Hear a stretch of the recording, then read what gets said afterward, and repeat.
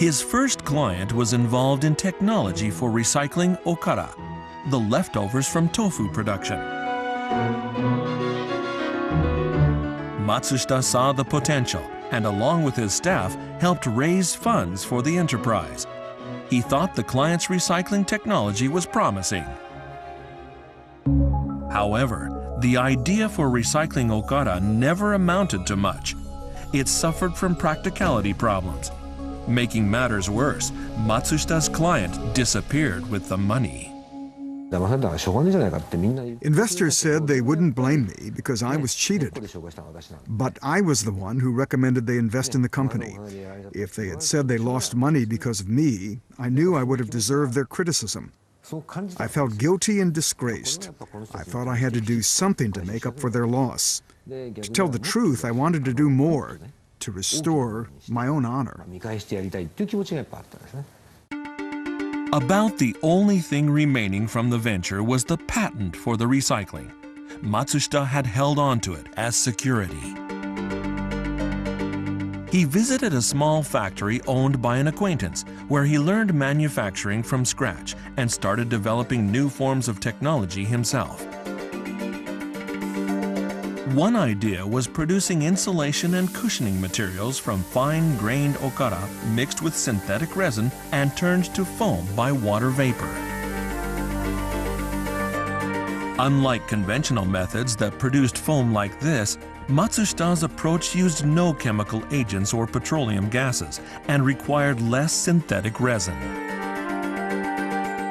However, when Matsushita actually set out to do it, he found that okara wouldn't produce good foam. So he tried tea leaves, squeezed fruits, ground coffee, and many other cast-offs, but none worked.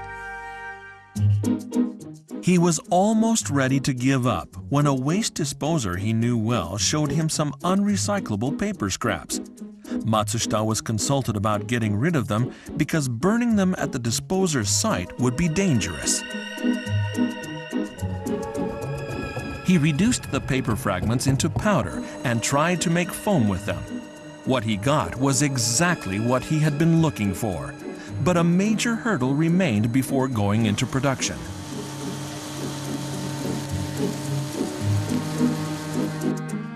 Matsushita needed a mill for grinding paper and its fiber in order to mass-produce other products.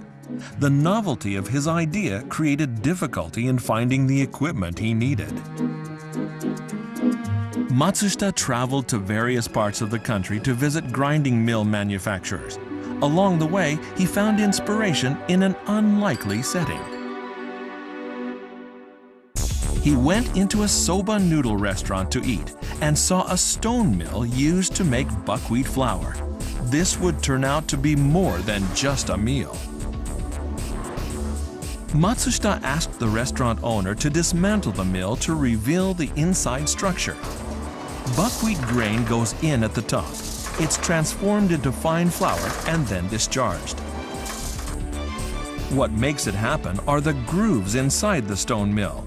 And he thought, what's good for buckwheat might do well with paper too. He found grooves and materials effective for grinding paper and eventually built his first paper mill. No one had produced powder as fine as 50 micrometers before. That gave him an advantage in building a business around insulation materials, and the business has since expanded overseas. A tragic event marked a turning point in the firm's fortunes. It was a subway fire in South Korea in 2003, where nearly 200 people died. Many of the victims were said to have succumbed to toxic gases. These gases were emitted from burning urethane materials used in the interior of the trains. Since then, the demand in South Korea for safe materials has been increasing. Upon a request from Korean authorities, Eco Research Institute established a factory there in 2006. Once the company proved it could meet the country's building material standards, it started production and sales. In the beginning, Matsushita was interested in environment-related technology as a business. Now he says he has a sense of mission as an entrepreneur in environmental issues. No matter how good it is, if it's not marketable, it's nothing. Gradually, you achieve an understanding of the market and realize that your work is socially meaningful. Then, you want to spread the technology and the products as widely as possible. His energy enabled him to venture into the unknown and overcome adversity, and the institution remains devoted to research to this day.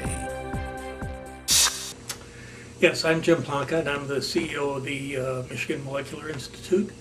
We had the opportunity to be introduced to eco-research by Hasegawa-san of Global Venture Capital in Tokyo, who was kind enough to put us in contact with Mr. Miyake and Mr. Matsushita at eco-research. And through those contacts led to a meeting here in the U.S. between eco-research and MMI to see if we could find an opportunity to commercialize their technology in the United States. We are excited about the technology introduced by ERI.